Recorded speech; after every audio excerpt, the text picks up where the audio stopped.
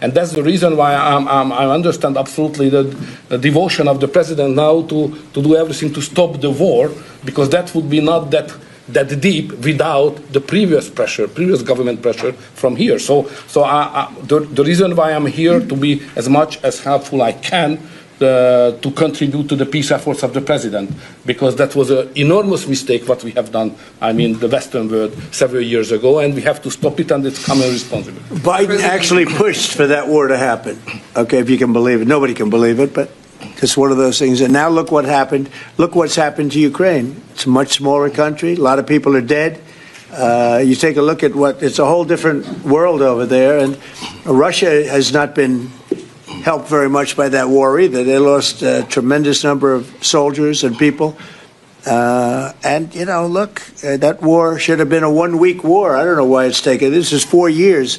Should have been 1 week. Should have been over with, but it would have never started. Should have never started. And I would have solved the problem without giving up anything. Ukraine would have remained as is. So there were tremendous mistakes long before I got there.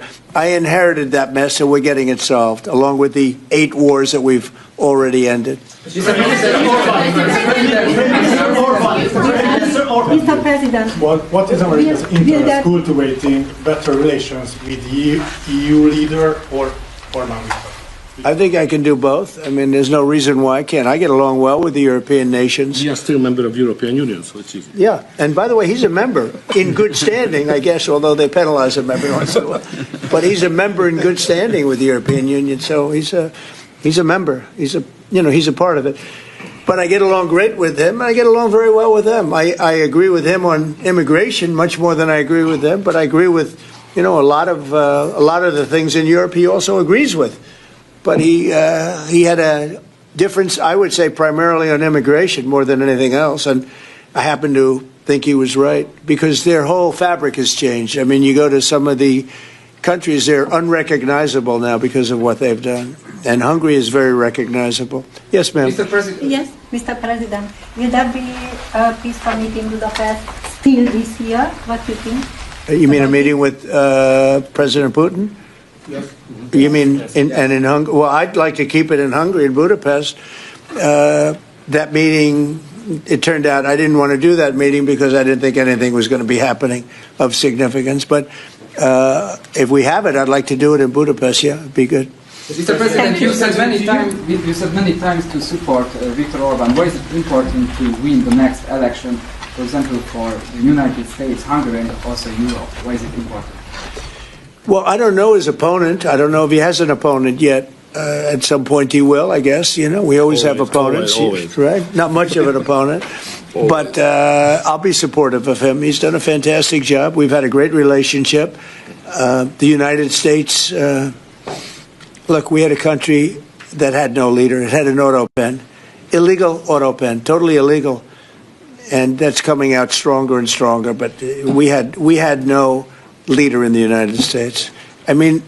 Hungary, as an example, had no relationship with the United States, even though we do, billions of dollars in trade with Hungary. Yeah. Hungary's a big country economically. We do, billions of dollars in trade with Hungary.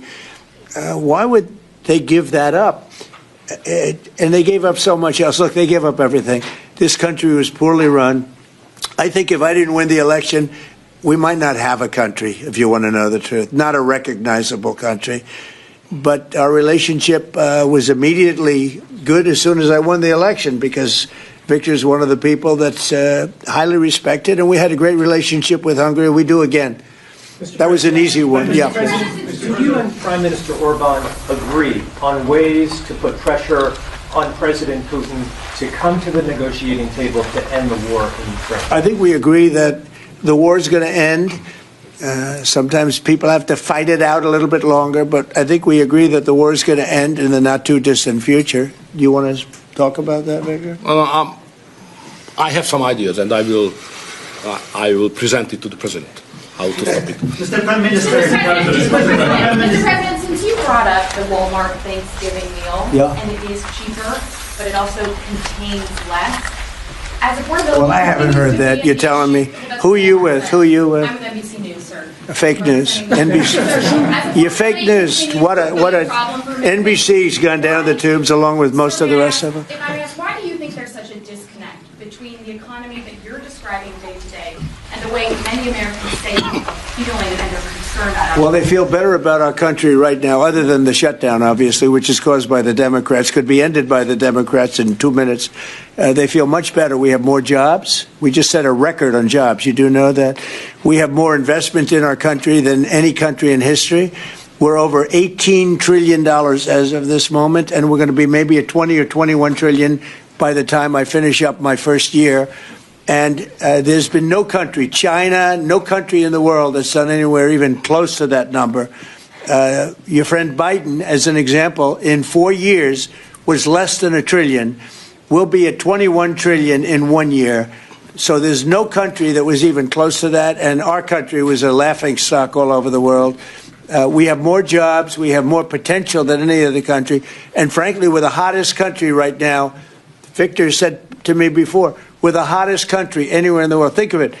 We'll have $21 trillion invested. We have auto plants pouring back in. We have AI pouring back in. We're leading China in AI by a lot. We're leading everybody in every category. There's no category that we're in second place.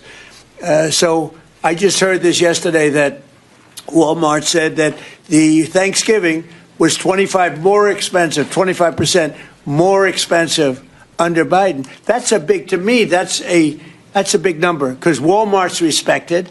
I mean, Walmart is Walmart. And